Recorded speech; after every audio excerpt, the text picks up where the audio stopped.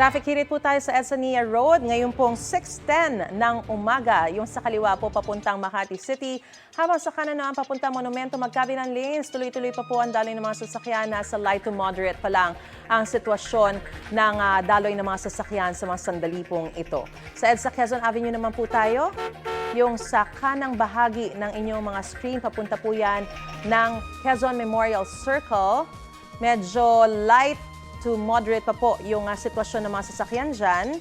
Tuloy-tuloy ang daloy ng mga ito. Yung sa kaliwang bahagi naman, papunta yang Maynila. Medyo nakikita na natin na unti-unti na pong bumibigat yung daloy ng mga sasakyan. Medyo usad pagong na po at medyo natitigil sila. Although may mga stoplight din po kasi dyan sa bahaging yan. Kaya malamang yun din ang dahilan ng pagtigil ng ilang mga sasakyan. Ingat po tayo mga kapuso!